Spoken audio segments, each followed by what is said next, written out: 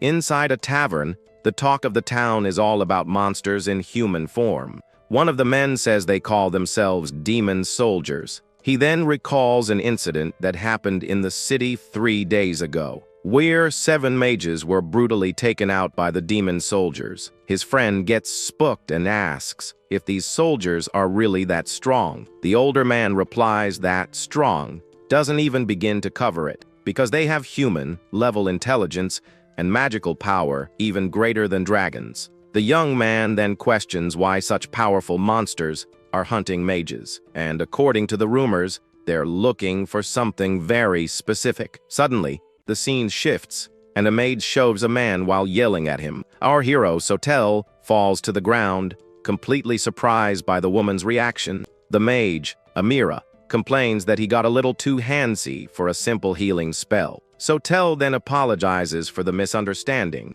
but he quickly explains that her wound was complicated because it had 2 different poisons. The healer asks if she didn't go a little too far, and she turns to a blonde guy. Shiero and Radian join the conversation, and Radian tells her to just drop it. He says it's a waste of time, and that even looking at Sotel will ruin his drink. Our protagonist is bummed out but agrees in the end. Radian then says Sotel's job is done and tells him to get lost, and he throws a few coins on the ground as a humiliating payment for the healer. Radian tells him to come back tomorrow, and the party starts to leave, but Sotel calls out to him. Our hero then asks, outraged, if that's all he's getting paid, because on the ground were just a few measly bronze coins. Without even looking back, Radian replies that's what his work is worth. He humiliates him further, saying Sotel is just a burden who hides in the shadows. And right after that, the party enters the building, leaving him all alone.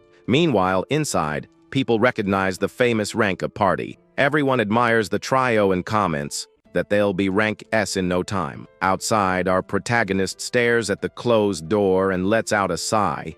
He then remembers he was injured and uses a healing spell on himself. After that, our protagonist gets lost in thought, staring into space. He glares at the coins on the ground with a look of pure defeat. Sotel squeezes his eyes shut, trying to hold back all his anger, and he sits on the ground, wondering what he's even doing with his life. Our hero just sits there with a completely defeated posture. All alone on that cold street, he reflects on his future. Looking up at the moon, he thinks that maybe he should just give up on being an adventurer. But he quickly ditches the idea, since he has no other skills and no money saved up. Suddenly, he gets up and decides to stop thinking about all this depressing stuff. After all, he decides he's going to go out for a drink, because saving money is just plain sad. While walking peacefully, Sotel is caught off guard by a blast of purple energy. He feels the impact, completely clueless about what's happening. The blow hits him square in the gut, causing considerable damage. With wide eyes, our hero can't process the situation. He looks down and sees his abdomen is bleeding a lot. The confusion soon gives way to an expression of anger and determination. Seeing his hand covered in blood, he wonders what in the world this is. A cloaked figure appears and laments, having missed the attack that was supposed to be fatal. Our hero senses the presence and notices it's no ordinary human. On the rooftop, the monster observes him with a powerful aura. Sotel feels an immense magical power, stronger than any rank S he's ever seen. The monster introduces himself as Zeon, a demon soldier in the service of the Demon King. With a wicked smile, he says he's finally found him, and right after, he reveals that his mission is to take the life of the healer, Sato. Our protagonist doesn't understand how a demon soldier knows him. Zeon attacks again, but Sotel manages to defend himself with his staff. Even while blocking, our protagonist is pushed back by the force of the blow. He quickly uses the spell Angelic Heal to patch up his wound. The demon is impressed by his speed, and Sotel thanks him for the compliment. Now healed, he gets ready for the next round of the fight. Our hero charges at Zeon with everything he's got, but the demon taunts him, telling him to stop holding back. Sotel replies that he's not messing around, and realizes the monster really wants to end him. He doesn't get why, since he considers himself just a washed-up, rank F healer. Zeon is completely shocked by our protagonist's statement. The demon then asks if he really doesn't know the extent of his own power. Our protagonist is confused, and Zeon calls him a wasted treasure, and he reveals that he possesses a 1 in a 1,000-year ability. Suddenly, Zeon attacks him by surprise, and Sotel screams, not understanding what's happening. The strike is too fast and hits our hero dead on. In the blink of an eye, Sotel's head is separated from his body. Zeon explains that even incomplete, his power would become a threat in the future. Our protagonist is disoriented as his consciousness slowly fades. He sees his own body on the ground and wonders if he's really going to go out like this. Suddenly, a strange memory surfaces in his mind. In it, he sees Radian and Amira on top of a cliff, and he also sees himself fighting desperately against terrifying monsters. The faces of his old teammates appear in his thoughts. He remembers how he was excluded by the party and realizes he doesn't have a single good memory.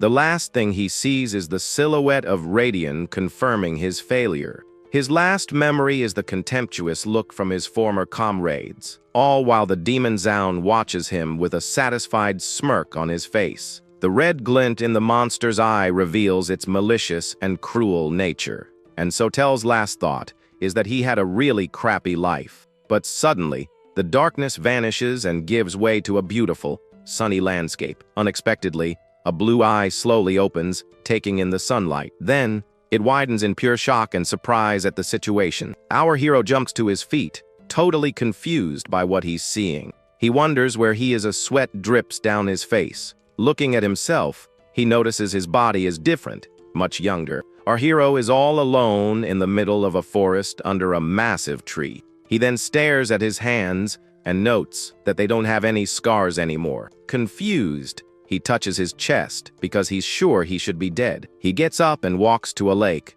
wondering if he somehow came back to life, but he quickly dismisses that idea, since that would be impossible. And upon seeing his reflection in the water, he sees the face of an unknown young man. Suddenly, 3 men appear, and one of them says he isn't dead after all. Our hero turns his head, confused by the stranger's comment. The man says he looked dead yesterday, and that it would have been better if he'd stayed that way. Sotel stares at the group, trying to figure out if they're enemies. The heavyset man calls him Tyria and tells him to get up and get ready. Our boy is confused by the situation and assumes they must be allies, but the guy grabs him angrily, and our hero asks who they are. The man then questions if he got beat up so bad that he lost his memory, and he even threatens him with another beatdown to see if that'll wake him up.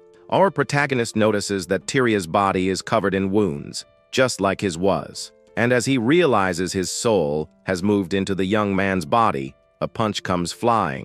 But our hero stops the punch with one hand and calls the attacker kid. The man and his friends are totally shocked by the change in attitude because he realizes this isn't the Tyria he was used to pushing around. Suddenly, a green healing aura starts emanating from our hero's hand, and he uses the spell Fairy Heal to mend all his injuries.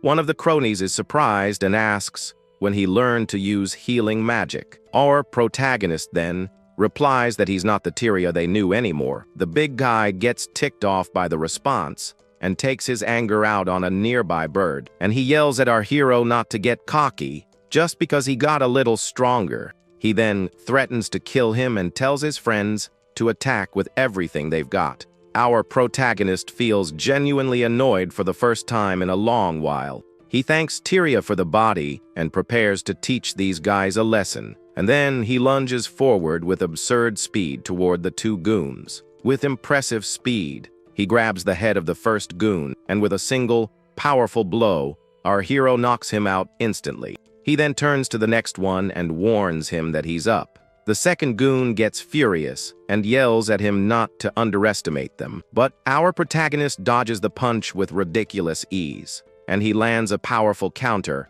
attack right in the brute's stomach. The man is left gasping for air, and our hero comments that the hit wasn't half bad. The leader of the group is shocked, wondering what the heck is going on.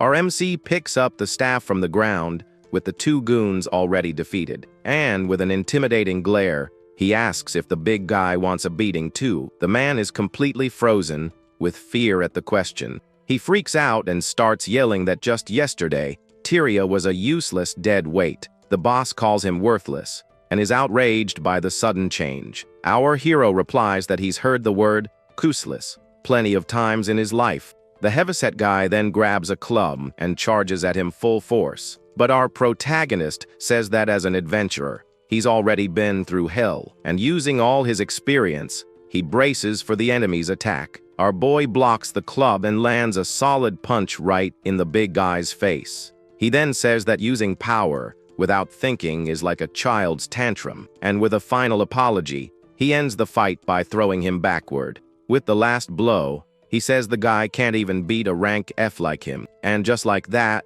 all three bullies are down for the count, totally defeated. Our hero then hopes this has cleared up some of Tyria's resentment, but he wonders how such an agile and strong young man was treated so poorly, and if the body belongs to Tyria, how was he able to use his own healing magic? Our protagonist still can't believe he's been given a second life and feels lost. Suddenly, something on the ground catches his attention while he's thinking. Near his foot, he finds a slightly crumpled piece of paper. Upon picking it up, he discovers it's a status examination form. The paper reveals that Tyria was an adventurer and a rank F swordsman. Our hero then decides he'll also take the exam to understand the situation. Besides, he remembers what the demon soldier Xion said about his rare ability. The Adventurers Guild uses a special magical tool for this exam, because ranks are a system that shows an adventurer's aptitude and power. Our hero remembers he hadn't done one of these in years because his skills weren't improving, and Radian would always yell at him for wasting time on useless things like that. He then arrives at the Adventurers Guild to finally take his exam, and right after, he sits down to check the results he just received. Our protagonist starts reading the paper to first see his basic status page, and the sheet shows the name Tyria, but the class and spells belong to Sotel, the healer. The paper also shows that his spell, Prayer to the Gods, is still unusable, but he wonders if this could be the ability the demon soldier mentioned. Then he turns the page and is shocked to see two skills he didn't recognize. Our protagonist is surprised by the skills Club and Full Auto. He remembers that Club is a common skill for physical attack classes, and even though he's a healer, he manifested it from swinging his staff so much. This means the real focus here is the ability called Full Auto, because it automatically activates its effects on the user and any allies he recognizes. Our hero then wonders if this is the so-called 1-in-1,000-year skill. He decides he needs to test it in the field, but suddenly, he hears familiar voices. Radian and his party enter the guild, and the blonde says Sotel isn't there. Amira complains that he's a terrible old man for running off without saying anything. Our boy gets tense, having completely forgotten about his former companions. Meanwhile, the trio looks for a new quest, since they're without a healer. Shiero says it's not their problem, and Radian tells them to just pick a mission already. Suddenly, Radian turns around, annoyed, and asks what the kid wants. He tells our hero to scram, because they're not some circus attraction. Amira then tells Radian to just forget the old man and move on. She adds that he was useless anyway, and left them with this whole mess. Our protagonist just watches the group. Our hero is shocked, because he realizes that no one recognized him. He then turns his attention back to the paper in his hands, still processing everything. The sheet shows the name Tyria, but his healer class and rank F. He thinks about the three guys who are tormenting him when he woke up, and also about the other acquaintances who were at the Adventurers Guild. And finally, he remembers his former teammates. None of them realized he was Sotel, the party's former healer. This makes him think that maybe he can start his life over from scratch. For a long time, he was an adventurer who had given up on everything. He needed money, and for that, he humbled himself before people like them. Our protagonist remembers his crappy life with a bitter smile, but now, with a determined look, he decides to put an end to that past. He crumples the paper in his hand with force and conviction, and he stands up, ready to finally leave his old life behind.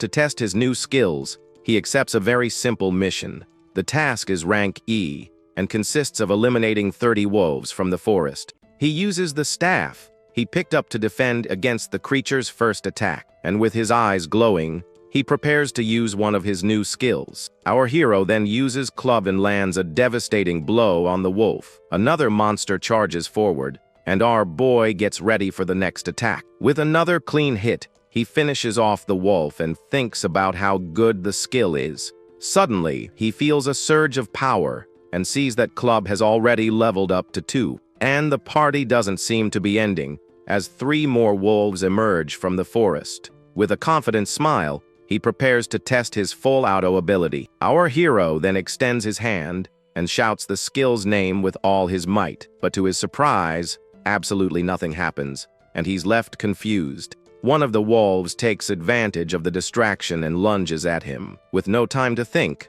our boy reacts and lands a solid punch right in the mutt's face. He then wonders why the ability didn't activate, as he expected, but looking at the paper in his hand, he finally understands why. The skill activates automatically on him and any allies he recognizes by name. And to test his theory, he lets another wild wolf charge at him. The monster bites his arm hard, but our protagonist doesn't even flinch. And out of nowhere, the wolf's teeth shatter as if they'd bitten a rock. The creature is left with a broken jaw, crying out in pain from the result. He then realizes the skill is incredible, and with it, the damage he takes is almost 0.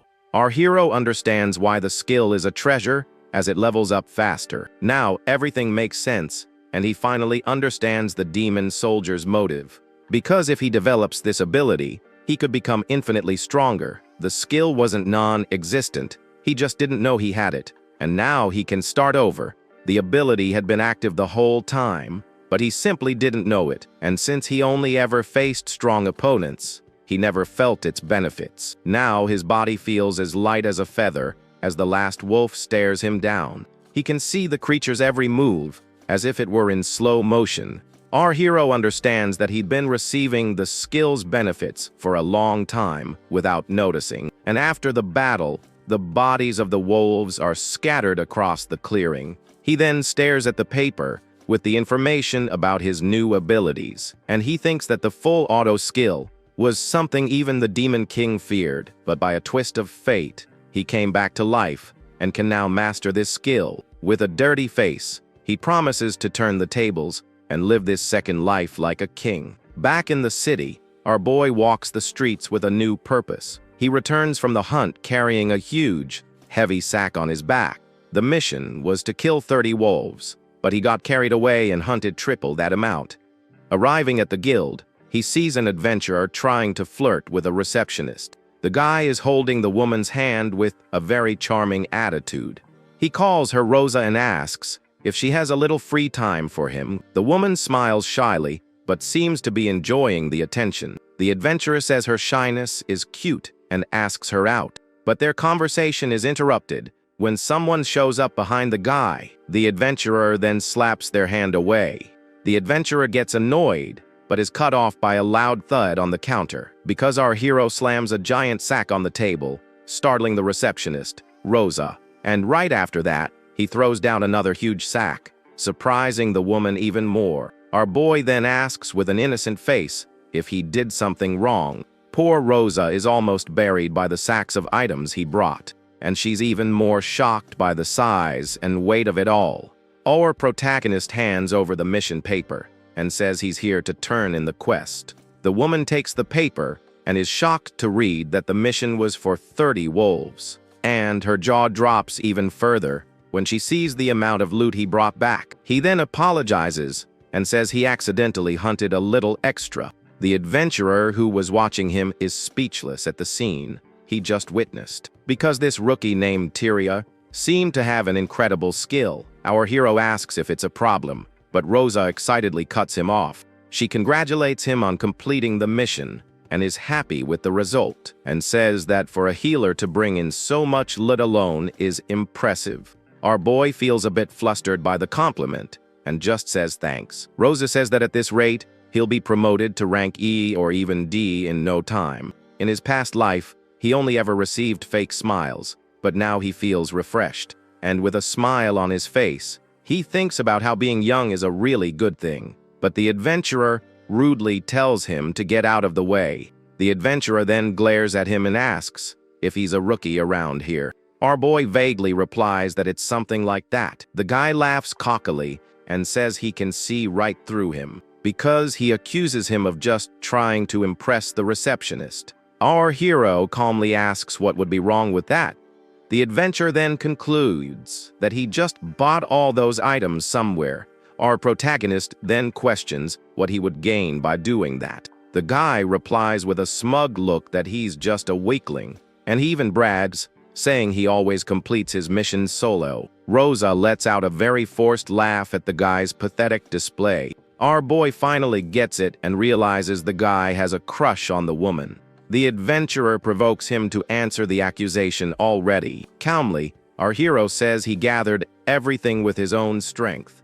The guy doubts it, since the wolves he hunted have resistance to magic. Our protagonist then says that unfortunately, he can't use attack magic, so he simply used his staff to take down all the wolves. The adventurer starts laughing, thinking it's all just a joke. He then says our hero is stronger than he looks, and grabs the sack.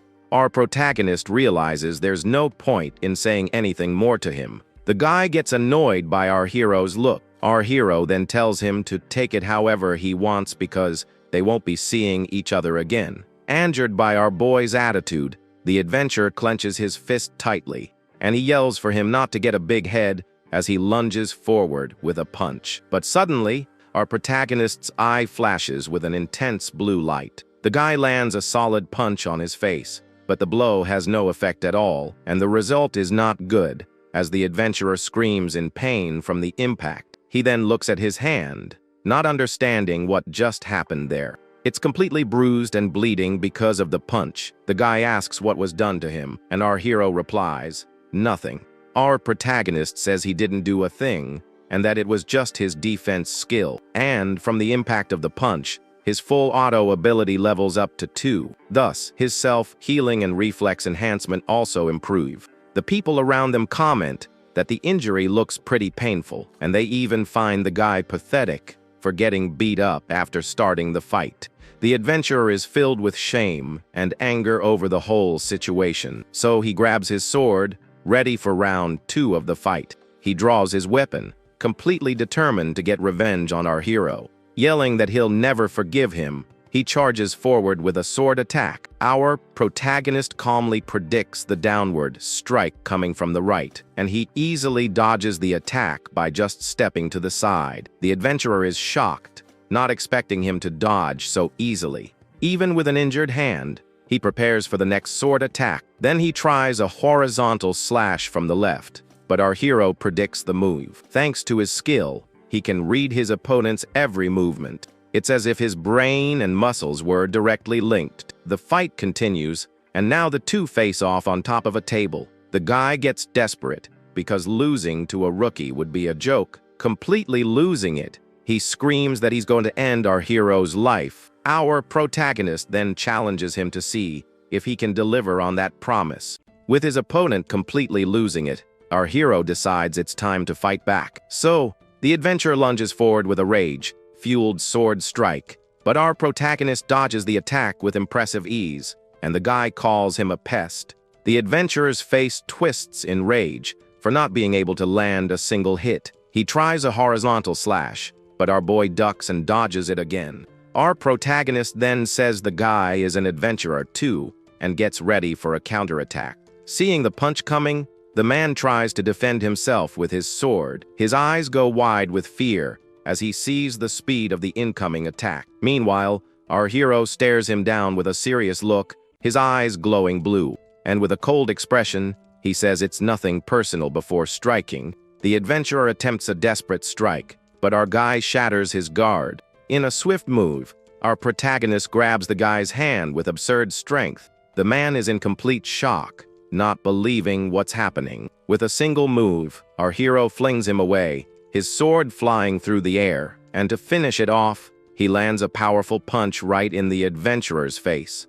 After the fight, our guy is a bit confused by the result of that punch. He looks at the staff he used in the blow and notices something strange. Our protagonist thinks he didn't use much force and wonders if another skill leveled up, but he finds out that's not it and suspects his rank might have gone up. And upon checking his stats, he sees he went from an F rank healer to an E rank. The punch sends the adventurer's mug flying, and it shatters on the floor, splashing booze everywhere. Then, his sword clatters to the ground, and the fight finally comes to an end. The guy's friends are just standing there, jaws dropped, not believing the beatdown he just took. The adventurer is left sitting on the floor, totally defeated, as our hero walks away. Our guy feels a little awkward with all the attention he's getting, so he turns to the fallen guy and asks if he's okay. The man looks up, still in shock from our protagonist's strength. Everyone in the guild, including Tyria and the other adventurers, is impressed by the scene. The loser's face turns red with shame and anger for being so humiliated. He struggles to his feet, still feeling the pain from the hits he took, and without a word, he and his buddies leave the guild with their tails between their legs. Our protagonist just watches their pathetic exit with a smirk. Suddenly, a group of adventurers approaches him with a really friendly attitude. One of them calls him man, and seems super excited about what just happened. The guy congratulates him, saying he's awesome, and that the jerk won't be coming back. He ruffles our hero's hair, who gets flustered and tells him to stop. The adventurer then calls for Tyria, who walks over to the group.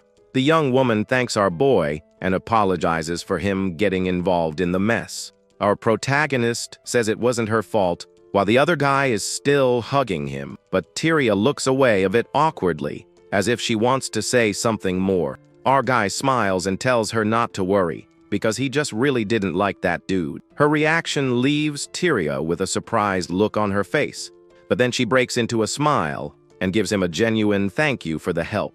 After the commotion, our hero says goodbye to the folks at the guild and goes on his way. He then walks alone through the city streets at dusk. He lets out a sigh of relief as he watches the sunset over the bustling city. Our protagonist strolls through the streets, thinking about everything that happened. He reflects that he was attacked, came back to life, and even did a solo mission, all in a single day, and with a slight smile on his face. He thinks about how insane all of it was, but despite all the craziness, he admits he had a lot of fun. He remembers that for decades his skills never improved, and he was a total failure. However, now he reaches his hand out to the sun, feeling this new opportunity. Living a new life in this body might not be such a bad idea after all. And with that in mind, he decides he can head to the city of Baldaria. He remembers the last time he was there was about 3 months ago. And it's not a fond memory, since he was thrown into a monster nest. His old companions pushed him in there just for kicks. Back then, he was full of energy and wanted to eat until he couldn't move. However, with Radian and the others around, he couldn't do what he wanted. He'd end up just eating vegetables while watching them devour all the meat. He remembers Shiero once gave him a piece of meat out of pity, but it gave him such bad indigestion that he got really sick. However, with this new body, he feels like he can eat as much as he wants without any problems. Our guy then stops for a moment to reflect on his new life. He has a lot of questions about the why and how of it all, but he decides that what's done is done, and it's better to just get used to it. With a clearer mind, he enters a house to start getting ready. Decided, he says there's no time like the present and goes to pack his things. Our protagonist then grabs his bag to start organizing his items. He sits on the floor and begins to sort everything he'll need for the trip. With a smile on his face, he feels like a kid before a field trip, and soon after, he says the preparations are almost all set. However, he didn't count on a small snag in his plans. As he stretches, he realizes the kid's body was really well built. Because of that, he decides he needs to buy new clothes before he leaves. Next, our hero starts boiling something in a pot over the fire. Carefully, he removes the hot pot to finish his preparation. Inside is a potion made with 7 types of herbs and his own magical power. He thinks the name, Toxic, is a bit over the top and wonders who came up with it. Despite the weird color, he guarantees the potion's effectiveness is the real deal. But suddenly, the front door is busted open with absurd force. Our hero whips around, startled by the noise and the debris flying everywhere, and, with a shocked expression, he wonders, what in the world was that? Suddenly, a little white wolf jumps on our hero, catching him by surprise. The little guy knocks him to the ground and stays on top of him, all excited and happy. With its tongue out, the little wolf barks cheerfully at the young man. He's confused and wonders where on earth that puppy came from. Just then, a sinister fog appears out of nowhere, and our boy protects the animal. This fog transforms into a red monster with very sharp claws. The reflection of the fearsome creature appears in the protagonist's eye, leaving him shocked. He's thrown back by the beast's aura and wonders if it's real. The monster stares down the young man, who has no idea who this enemy is. The creature lunges with a swift blow, but our hero manages to dodge just in time. He then complains that problems just keep showing up one after another. The little wolf looks at him with an expression that almost seems worried. Our protagonist gets annoyed and says his day is full of disasters. At that, the little puppy makes a cute sound, as if asking a question. He faces the monster and tells the animal not to worry, because he'll protect it. At that moment, he notices the little wolf has a few scratches on its back, so the healer uses his angel healing magic to treat the wounds. Now fully healed, the little wolf looks much healthier and happier. Our hero gives a slight smile, relieved that he was able to help the little guy. Then he picks it up and decides to end this fight as quickly as possible. The fearsome creature prepares to attack, its red eyes glowing. With that, our hero grips his staff with all his strength, ready for battle. He then strikes the monster's arm with a powerful and precise blow. Even so,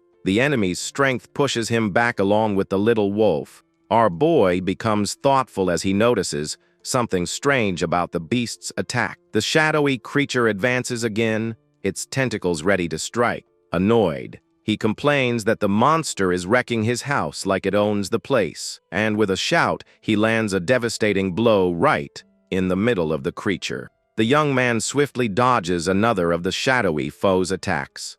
The monster's body dissipates a bit from the staff's impact, but the fog creature quickly regenerates, returning to its original form. With a determined look, our protagonist prepares to continue the fight. He thinks that if he keeps this up, he'll eventually run out of energy. The hero complains that this whole situation is quite problematic as he defends himself, but as he blocks a blow, he feels something odd about the enemy's strength. The monster attacks once more, but our boy manages to defend himself. His eyes focus on the battle as he starts to understand what's going on. A memory of the blow's impact makes him realize the truth about the monster. The creature's attack left a nasty hole in the wooden floor of the house. However, he finds the hole too shallow and wonders if the beast is holding back. He then wonders why the enemy would be restraining itself in this fight. With a face full of anger, our hero continues to defend against the beast's attacks. One of the strikes hits his neck, but the wound vanishes instantly. At that moment, his self-recovery ability activates, healing the damage. With a confident look, he thinks about how useful this healing skill is. The fog creature then prepares for another powerful attack. With a fearsome roar, the monster opens its arms and charges with everything it's got. The beast advances, but our protagonist looks at it with a different expression. Just then, he gets an idea and wonders if the monster is weak against healing power. The creature attacks with its arm, which looks more like a sharp tentacle. The blow destroys another piece of the house, kicking up wood dust. Seeing this, our hero prepares to finally test his new theory. He decides he won't waste time thinking, and will find out through action. So the young man uses his fairy healing magic directly on the monster. The creature screams in pain as the healing magic deals an absurd amount of damage to it. With a victorious smile, our protagonist realizes he hit the mark. The monster retreats, feeling the power of the holy magic searing its body. Seeing the enemy's weakness, the young man advances with his staff ready to strike. He then starts using his fairy healing repeatedly on the enemy without stopping, and with one last healing blow, he prepares to end the fight for good. He keeps attacking the beast with his healing magic relentlessly. Our hero focuses all his energy into the staff for the final blow. With a determined shout, he says that this will end it once and for all. Then he jumps and uses his angel healing with all his might against the enemy. The monster faces the attack, its red eyes wide with surprise. With the impact of the magic, the creature's body breaks apart into several pieces. And so, the fight comes to an end with our protagonist standing victorious. But he's a little confused, as he sees no trace of the enemy. Our boy then opens the door and looks outside to see if everything is okay. He finds it very strange that the monster didn't leave any remains behind, and he thinks it's the first time in decades he's seen a monster weak to healing. After checking everything, he goes back inside, still thoughtful. The young man puts a hand on his head, feeling a bit dizzy and tired. Then he wonders if he might have used too much mana in the fight. But suddenly, he feels a strange sensation coming from the boy's body. His full auto skill levels up, and he finds its growth rate to be way too fast. With that, he wonders if the boy, Tyria, had something special about him. At that moment, he turns and sees the little wolf staring at him intently. The little guy seems to be in a guarded stance, suspicious of what happened. So our hero approaches and tells the animal not to be so defensive. With a calm gesture, he holds out his hand and says that everything is fine now. Unexpectedly, the little wolf lunges forward and swats our hero's hand away. The young man is left completely confused as the animal stares at him seriously. To his surprise, the white wolf speaks and asks if he isn't Tyria. The animal then asks where Tyria is and why he has that appearance. Completely in shock, our protagonist can't believe the puppy just talked. A status screen appears, revealing that his skills have leveled up. Filled with anger, the wolf bares its teeth and demands to know what he did to Tyria. The healer then asks if Tyria was perhaps the owner of this body. The animal seems to understand the situation and readies its sharp claws. Full of fury, the wolf accuses him of simply stealing its friend's body. The young man quickly tries to explain, denying that he did that to the boy, but the animal doesn't listen and lunges at him with all its fury. Now the two face off, creating incredible tension, and the wolf is ready to pounce. Our hero yells as the white wolf leaps toward him to attack. Without hesitation, the creature bites the young man's arm with considerable force.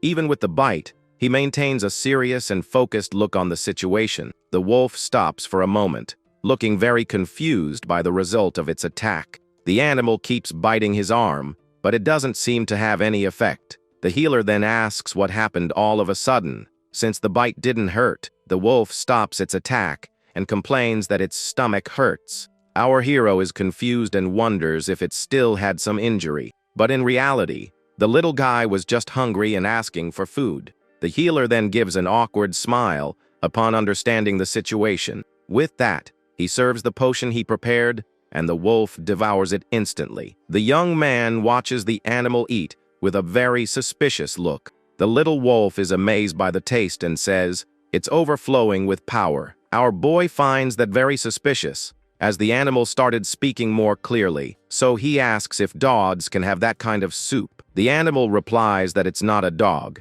so there's no problem. The young man keeps staring at the beast with a look of disbelief. He then comments on the wolf's dog-like appearance, which it ignores. Then our hero says, the animal bit him quite a bit earlier. The wolf apologizes and says it didn't realize he was complete. The young man doesn't understand what that means, but the animal says he'll find out soon. With a thoughtful look, he decides to ask the little wolf another question. He then asks why the animal was with Tyria's body. The wolf explains that Tyria was a child chosen for some reason.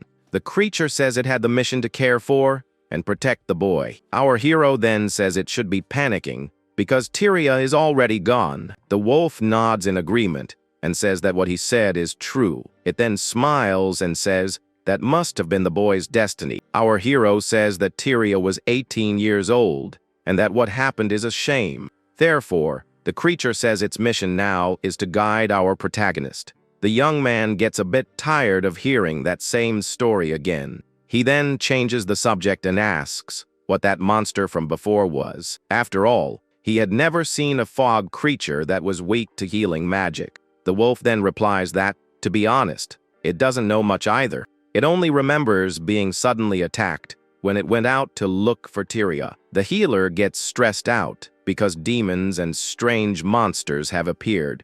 The creature then looks at him and asks if he happens to know about the demons. At this, the wolf gets serious and wonders if they've finally started to make their move. The animal stays silent for a while, making our hero very curious. The young man sighs and says that if it's not going to talk, then just forget it. With that, he picks the little wolf up in a very clumsy way. The healer carries it to the door and says it can go home now. He then reveals that he's going to start a journey the next morning.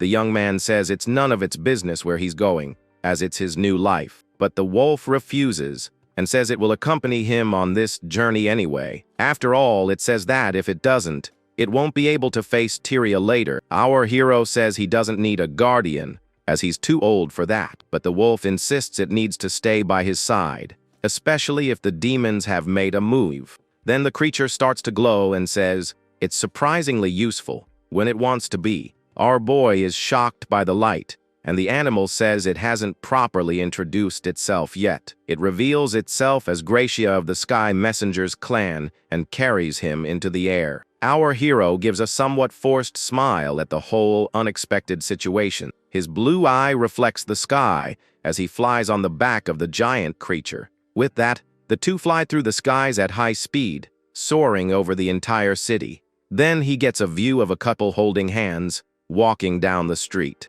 and also of a guy dancing, and another one crouching to pick something up from the ground. Gracia then tells Sotel to use him if he has a goal for this journey, and with that, the two continue their flight through the city's skies toward the horizon. The healer becomes thoughtful at the word "koos," as he doesn't really like it. After all, that word reminds him of how he was used and betrayed in the past. He remembers his old companions and how he was cast aside by them, but he sees it as a contract where he receives benefits in exchange for being watched. The young man thinks that maybe it'll be good to spice up his new life a little. With a smile, he agrees and says he will use him without any reservations. Gracia then asks for their first destination, and our hero replies that it will be Bardalia. The wolf recognizes the city, and the young man says they'll go to Filialka, the city of fairies, afterward. Our hero explains that he likes the figures from that city, and the wolf finds that hobby quite unexpected. The young man agrees with a thoughtful look, but he has other plans in mind. He wants to drink sake and eat some really grazy meat skewers. The healer also wants to enjoy his hobbies to the fullest without any worries. With a smile, he says he wants to get back all this little happiness he lost. Then the two arrive in the city of Bardalia, which is very busy at dusk. Through the streets, many people are walking and enjoying the city's peaceful night. Our hero observes the hustle and bustle and the food stalls with a curious gaze. Gracia comments that the place is very lively and seems excited by the view. The young man agrees and says the energy here is different from where he used to live, and that's why he wanted to stop by Tyria's house to get some new clothes. But the creature says their time is limited and they can't waste it. The wolf suggests he use fur like it does, and the young man replies that he's unfortunately human. The creature then looks at him with a smile and asks why he's so grumpy. Just then, they arrive at a shop, and Gracia asks if this is where he wanted to go. The young man then opens the door and enters the establishment to do his shopping, but to his surprise, the place is dark, and he sees only one woman inside. The lady apologizes and informs him that the shop is temporarily closed for the day. Our hero is a bit surprised and disappointed by the unexpected news. With a sigh, he just nods and prepares to leave the place. The lady apologizes and says the shop won't be opening for a long time. Our hero is confused by the news and doesn't understand the reason for the closure. She then explains that the truth is they can no longer go to the animal pasture. That was a peaceful place where the creatures grazed freely. But now a dragon has settled in a cave right in the middle of the path. The young man is completely shocked and asks if she really said a dragon. The woman just confirms with a nod, her expression very sad and disheartened. With that, the two say their goodbyes, and leave the shop without getting what they wanted. Gracia comments that not only was it a dragon, but it was also a rare variant. The creature says our hero is unlucky to be stopped right at the start of his journey. The young man then clenches his fist tightly, showing his determination. With a confident look, he says that's why he's thinking of taking down the dragon. The wolf is shocked by the idea and asks if he's gone crazy. After all, even a normal dragon requires an A-rank party or higher to fight. But the healer shouts that it's human nature to want to take on impossible challenges. The creature looks at the young man with an expression of disbelief at his craziness. Gracia then asks if he has any chance of winning that fight. The young man says the dragon's specialty is poison and that it's compatible with his healing, but he admits that its method of attack is still a big problem in the fight. He explains that its scales are harder than orichalcum, and Gracia notes his experience. Our hero reveals that a long time ago, he fought against dragons a few times, but he only remembers being treated like a shield and having some terrible times. The creature gets confused and wonders about this long time ago. The young man laughs and says he's much older than he looks. Then, he admits the odds are against him if he attacks the way he is now. Gracia looks at him seriously as he says he needs weapons and equipment. That's why he wants to get some armor, and the wolf has no objection. With their plan set, the two then arrive at a weapons shop in the city. Our hero enters the place, and a bald shopkeeper greets him with a welcome. The healer says he's going to hunt a dragon and asks if he has any weapons for it. The man is very surprised by the request and repeats the word, dragon. With a mocking smile, he tells the boy to forget it and go play with his little dog. Gracia gets furious, but our hero calms him down and apologizes for his temper. The young man then tells him not to worry, as he has plenty of money. With that, he throws a heavy bag full of coins onto the counter. The shopkeeper stares at the bag of money with an expression of pure surprise. Then he opens the bag carefully, while the little wolf watches him angrily. The bald man is completely shocked to see the amount of money in there. To his surprise, the bag was packed with dozens of gold coins. In disbelief, he picks up one of the coins to make sure it's real. The gold coin shines brightly in the shopkeeper's hand, much to our hero's surprise. With that, his attitude changes, and he says the young man should have said so sooner. The man quickly recommends a staff made from a spirit tree over 100 years old. Our boy laughs and thinks it was a great idea to hunt monsters. The shopkeeper continues showing off various other pieces of equipment with a big smile. But the young man's gaze focuses on something, and the man carefully picks up a sword. His blue eyes sparkle as he sees the weapon, which gleams with a strong, golden light. The healer then takes the sword, and the shopkeeper praises him for his good taste in choosing it. He then explains that the weapon is made from a rare, or called atherast. The sword emanates a blue aura, and its magical conductivity is very high. The shopkeeper then asks where he's from, as he's never seen him around before. He notes that the young man is well dressed, and that even his dog has a dignified air about it. At that, our hero says he'll buy it, and Gracia asks if he knows how to use a sword. The young man replies that, to tell the truth, he's never held a weapon like that before. He remembers that swords were Radiant's specialty, but he thinks it looks really cool. Seeing that, Gracia says it's his money, and he can do what he wants with it. The healer then leaves the shop, all excited with his new sword on his back. After that, the two head to the forest, where the dragon is hiding. Upon arriving, they find a cave with pools of poison everywhere. The poison is stronger than the rumors said, and a green aura protects his feet. A green healing aura surrounds the white creature, preparing it for battle. With the skill active, the healing effect is constant, and he asks if the wolf is nervous. But the young man replies that he's not nervous at all. In fact, he's very excited. Gracia then says that's great, because it has high expectations for the battle. With everything ready, the hero turns and, along with his partner, enters the dark cave. The creature stares into the darkness, thinking about the power they had sought for so long. After all, that is the true nature of the legendary skill that appears once every 1,000 years, and with the dragon hunt, he'll finally be able to verify its true essence.